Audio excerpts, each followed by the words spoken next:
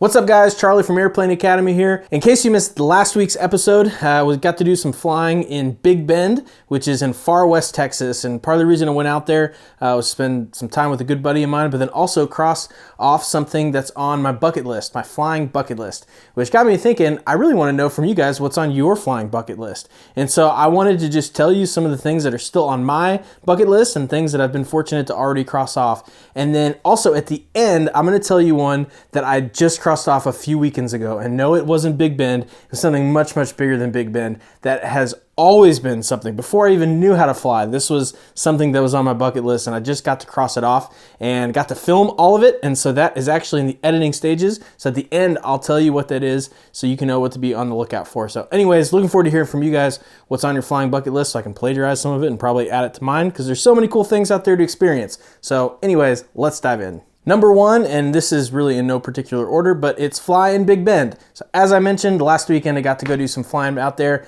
It's awesome. It's just super, super remote. So if you're looking for some high desert, mountain desert kind of climates to go look around in, man, it is gorgeous from the air. It's gorgeous from the ground. Far west Texas, Big Bend, really pretty country. Got to cross that off.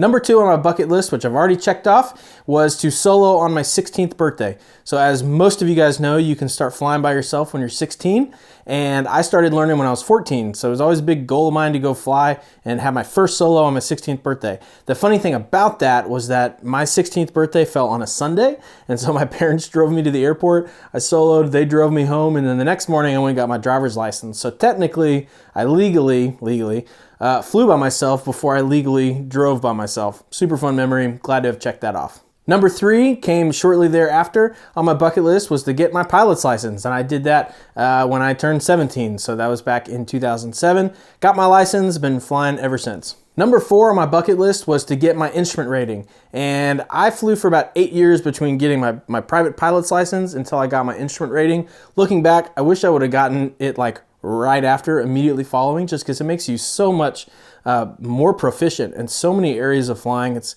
really a safety thing. Even if you don't plan on doing a lot of heavy IFR flying, really encourage you to get your instrument rating. I waited like 8 years, wish that I wouldn't have, but I got it all the same. Crossed that off in like 2015, I think. So that one is checked off. Number five on the bucket list, which I was lucky to check off, was getting my tail wheel endorsement. I took my first flight lesson in a Piper Super Cub when I was 14 years old. Definitely was really close to running us off the runway. The only reason it didn't was because the airplane started flying. So didn't end up in the grass, but I was super close. It's going off the left side of the runway. I'll never forget it. But over the course of time, I got my tail wheel endorsement, and it's super fun. Really nostalgic, real classic type aircraft that you get to fly. And more than anything, I think it'll make you a much better pilot. It's kind of a quantum leap in your stick and rudder skills. So if you're at all interested, I highly recommend going to get your tail wheel endorsement. I'm pumped that that was on my bucket list, and that is now checked off. You might be thinking by now, Charlie, you've already done all these. How is this your bucket list? No, I have tons of stuff that I haven't done yet. And number six, I'm a little insecure about, is my commercial rating. And I have started this and didn't finish. And so for those of you out there that have kind of been in the middle of training and stopped, anytime I'm talking about, hey, it's really easy to just end up not finishing, whether it's your private, your commercial, your instrument, your multi, whatever, man, I'm right there with you. I got my written done, I did my training, got to the check ride, had a hard time scheduling the check ride, never did it, and I haven't done it yet. So that's kind of hard for me to admit, but I need to do a little bit more studying, kind of brush up on some things, on some maneuvers and whatnot, and then we'll be ready to go. And then COVID hit, and then it was really hard to get an examiner. And so I've got all the excuses in the world, haven't done it yet, but I'm really wanting to get my commercial. Number seven, similar to wanting to get my commercial, I want to get my multi-engine. Don't know if I'll ever have a reason to use it. I hope so. But if nothing else, I really want the experience and the data point and just hopefully grow as an aviator. Really want to get my multi-engine license. Number eight, and this is a big one, I really want to become a CFI. I really want to become a flight instructor, and I don't know that I'll ever get the chance to go instruct in a flight school per se, but I take so much pride and gratitude in the fact that I get to live in a time of human existence that flight is possible, that and it has so changed my life that I really want to be able to give back to others and help other people go experience aviation. That's a big part of why I started this channel, just to help you understand that normal dudes like me can just go, fly on a weekend, and you can too. You absolutely can. And so I guess along with that, I really want to become a flight instructor really to hone in my own skills and my knowledge, but I want to be able to help other people experience that same thing. So that's a big one. I'm hoping over the course of this channel, I'll become a CFI and I'll get to document the process along the way.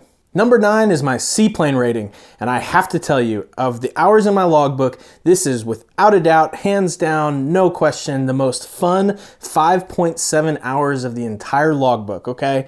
I was fortunate to go up to Alaska and fly Super Cub up there on floats, and I could spend 3 days talking on camera about how exciting this was. I don't even have to be on camera. I could talk to my dog about it, okay? And it was just so much fun.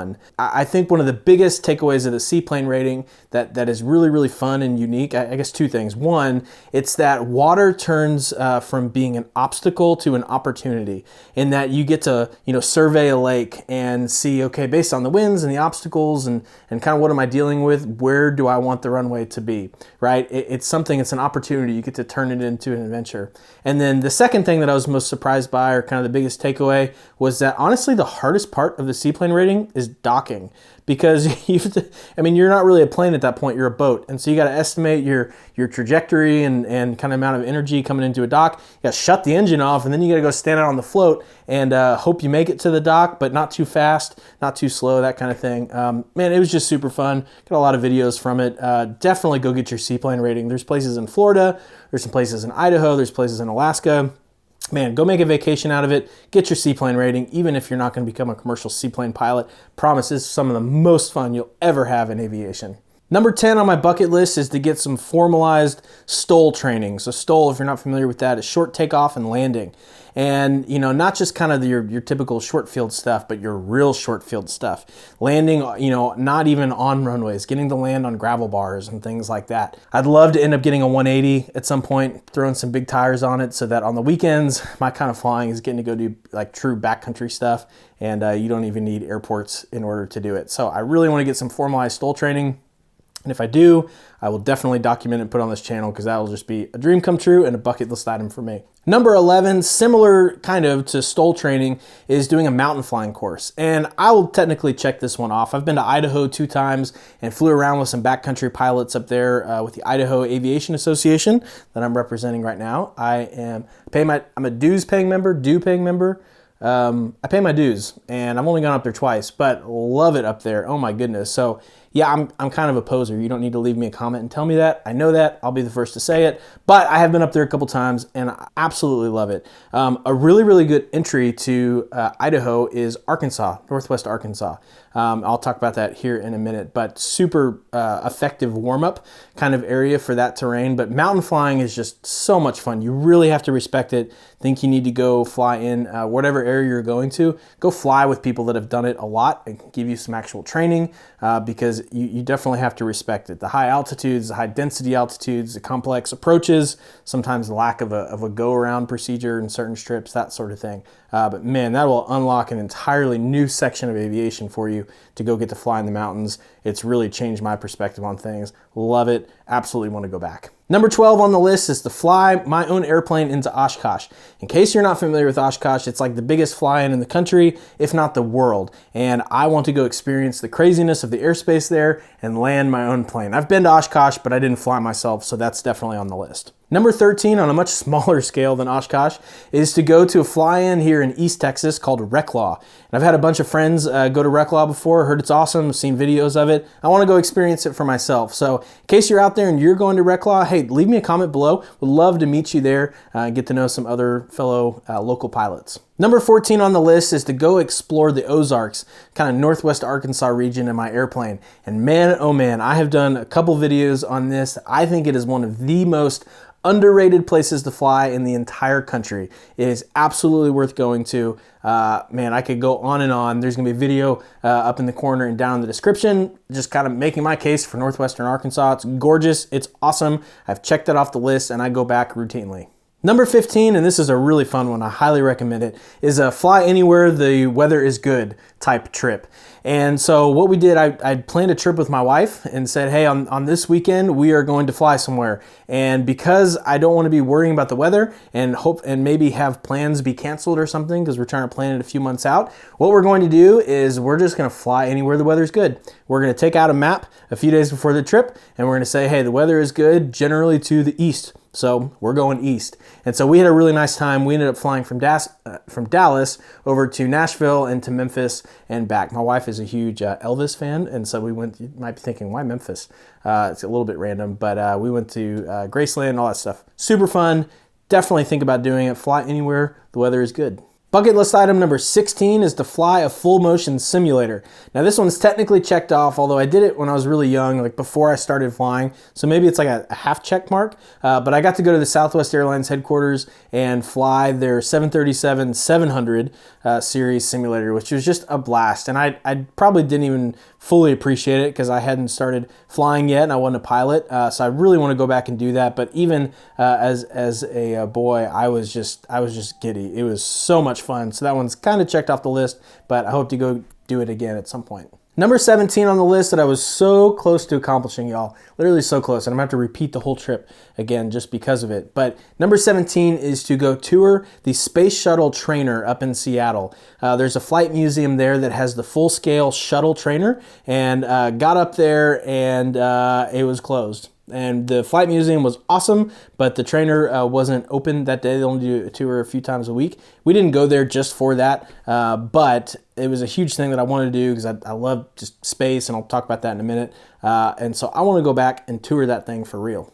Number 18 that I can't wait to do is hopefully get to fly a military jet one day, like an L-39 or a MiG or something. I love my Cessna 182, but I want to fly a jet, baby. I want to fly a military jet with the helmet and the full thing. I just want to geek out over that. I think that'd be so fun, and if I get to do it, I will try my best to film it. Number 19 that thankfully is checked off is to do aerobatics. Now I've only done this once, but man, oh man, was it fun. And I got to do it up in Alaska when I was getting my seaplane rating that I already talked about, and flew around to Satabria, got to do spin training, which as a side note is a really, really good thing to do. Highly encourage you to go do real spins in the safe environment to do it and learn recovery. It was a really, really good training moment for me. But then after that, we went and did aerobatics, did some loops and rolls and things, and it was just a blast. It was so fun. So that one is checked off. So number 20 is related, that hopefully one day, my wife says we gotta, have kids and let them kind of be out of the house before I can do this, but I want to compete in an aerobatics competition. I want to find kind of the beginner ones. I want to be able to train for it. I just think that'd be so fun to have something that I'm like training for from an aviation perspective to go compete in. And because it's fun to hone in your skills and go on new adventures and hopefully become a more proficient pilot. But I think it'd be really cool just to, in a friendly way, just put that to the test and have some reason to go train and try to get better at something and see how you can stack up against others. So aerobatics competition is something I really, really want to do one day. And speaking of competition, number 21 is that I want to compete in a flower bombing competition. And there's tons of these, so I don't have an excuse for not having done this yet. But if you've never been flower bombing, super fun. Basically, you're dropping little, 1-pound bags of flour out of an airplane trying to hit a target a few hundred feet below you. And it's fun to have friendly competitions with this. I've done this informally with family out in the country and stuff, but I think it'd be fun to do that at like an actual fly-in, where there's a whole bracket and all that stuff. I just think that'd be a really fun way to kind of nerd out over aviation, so it is on the list. Bucket list item number 22 is to land my own airplane in 49 states. Hawaii, I think, sorry, you're out. But Alaska would be fun to go to. I don't have long enough legs to get to Hawaii, so, what are you going to do? Number 23 that I hope I get to experience is to be invited to something as either like a guest speaker or like a panelist. Not because I think I have a lot to offer. Hopefully I, at some point, will have accomplished enough in aviation that, not for my own vanity or my own sake of speaking in front of people, but hopefully I'll have enough that I can help others and kind of be at a venue in which I can do that. So that's on my list. We'll see if it ever happens. Number 24 is that I hope to do a collaboration with a major aviation brand or another channel. I just think that'd be so fun to have kind of a creative project where we're going on an adventure or finding kind of some message to be able to convey and kind of create an art project together. So more to come. I hope that'll happen on this channel, and if so, you'll be the first to know. 25 is kind of related to that, and it's a bucket list item for me to hopefully get sponsored by like a Bose or ForeFlight or Sporties or some, you know, notable aviation brand, just because I would love to be associated with that. I hope that, again, not for my own vanity's sake, but I just think that would be such a cool accomplishment to hopefully be alongside another brand helping promote and spread access to aviation. That'd be a really cool goal to accomplish one day. Number 26 is that I hope to own more than one airplane one day. And one that's just kind of a fun goal to have out there. But then also, you know, airplanes are usually kind of good for a particular mission. A 182 is like a good example of a plane that'll do a little bit of everything, and that's why I chose the 182. But I think it'd be fun to, if you're in a position to own more than one airplane, you could have airplanes that have different missions, right? So you could have your cross-country one to go places, you could have your backcountry one, or, you know, whatever your mission is, right? But I hope over the course of time I get to do that. If not, I mean, I'm super, super thankful for the 182 and get to do just a little bit of everything at this point, but I hope to own 2 airplanes one day, because why not? Number 27 is that it would be a dream come true for me to earn a full-time income from aviation, whether that's because I'm flying or from this YouTube channel or from, you know, other aviation related things. I know aviation has been such a passion of mine for forever, and to be able to have that be something that also provides you with an income and a living and stability, I mean, what a huge blessing that would be. And so that's a bucket list item of mine, to pay the bills through aviation, because that would just be a dream come true. Okay, number 28 through 32 are airplanes that I want to be able to fly one day, so we'll go rapid fire. Number 28 is to fly a jet. Let's go fast, baby. Number 29 is to fly a glider. Let's go slow, baby. Number 30 is to fly an ultralight. I just think that would be such a cool, freeing experience. And then number 31 is to fly a paramotor, and hopefully be in an airplane that you could throw the paramotor in the back and go land, you know, kind of start to put some of these bucket list items together where you get to go land and do some STOL work and land in a gravel barge or something, and then whip your paramotor out and go explore. I just think that would be so, so cool. And then number 32 is that I hope I get to, at some point, fly in an airplane that it's equipped with a smoke kit, and I want to be able to say smoke on as I flip it. That's kind of a nerdy thing, but how cool would that be to turn the smoke kit on? Let's do that. That would be so fun. Number 33 is to own a Warbird. And I particularly love kind of the World War II era, even before that, kind of the golden age of flying, all that stuff. Something from that era would just be a dream come true. I think it'd be really cool to own like a T6 one day, or like a DC-3 would just be, I mean, I really can't think of many airplanes that are cooler and more nostalgic and more important in history than that. I mean, they're all important and nostalgic in their own way, but that'd be really fun to own and restore like an old DC-3 or something. But I'd love to own a Warbird one day. That'd be a really fun accomplishment. 34 is that I hope to own property one day, put an airstrip on it, just a grass airstrip, get to mow that. I think that'd be really therapeutic. Have a little cabin, get to watch the sunset, have a beer. Man, that'd be super, super fun. So hope to get to do that one day. Number 35, which I've accomplished at this point, was to start a YouTube channel. Here we are, here you are. Welcome, guys. Number 36 that I want to do in my 182 is fly to the Bahamas. I think just seeing the color of that water and getting to island hop in your own airplane, I think would just be a dream come true. Flying over water, single engine, doesn't like really get me excited, but I think the concept of the adventure itself and the people you can meet and the things you can experience are just really captivating, so it's on the list. Number 37, which I've checked off the list and you guys are all familiar with, is that I got to buy an airplane. And so if you've watched this channel much, you know a lot of times I'm flying around in the 182 that I bought back in 2016. It's a 1975 model. I love my 182. It's just been such a blessing and such a fun thing to do and have. If you're thinking about getting an airplane at some point, I encourage you to watch a couple of the videos I put together just based on a lot of comments that I'd gotten about asking, hey, how did you identify that 182 was right for you, or what are the things you need to consider?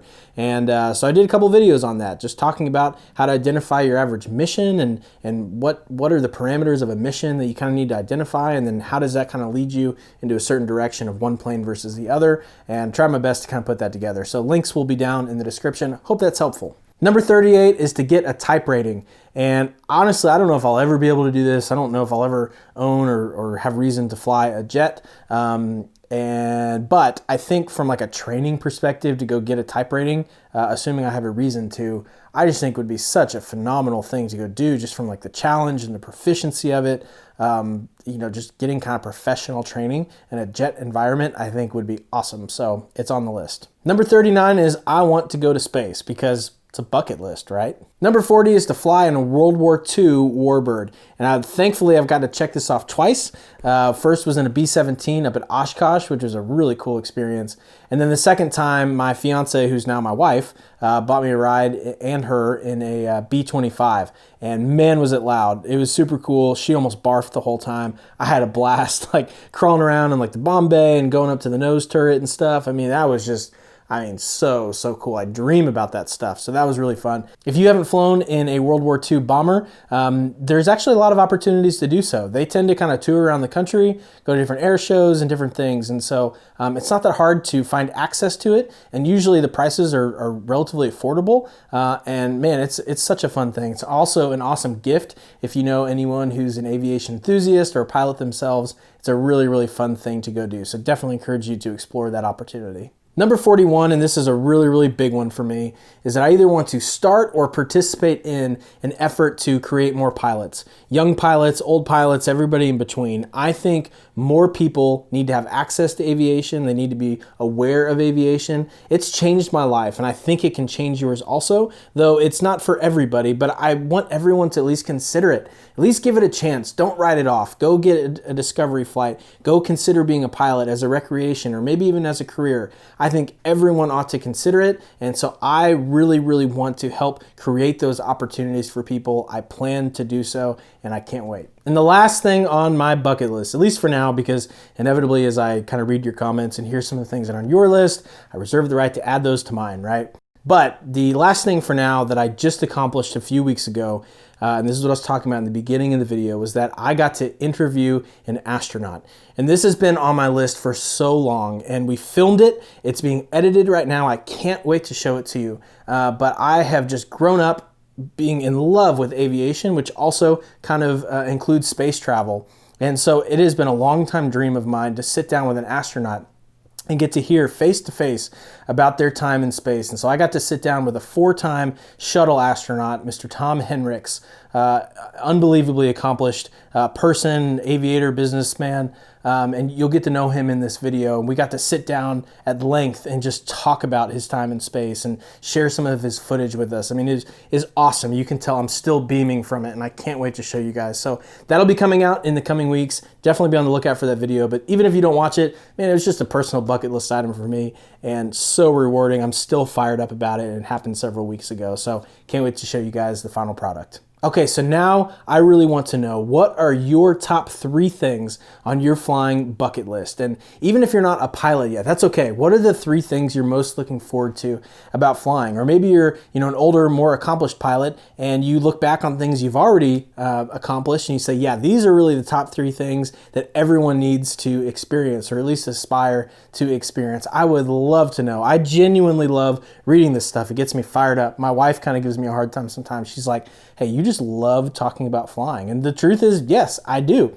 It has changed my life. I think for you watching right now, I think it's probably changed your life too, or it's about to. And so I really genuinely love hearing other people's enthusiasm for this amazing pursuit that I'm so thankful to participate in. So please leave me a comment. Let me know your top 3 things in your bucket list. Can't wait to see you guys next week.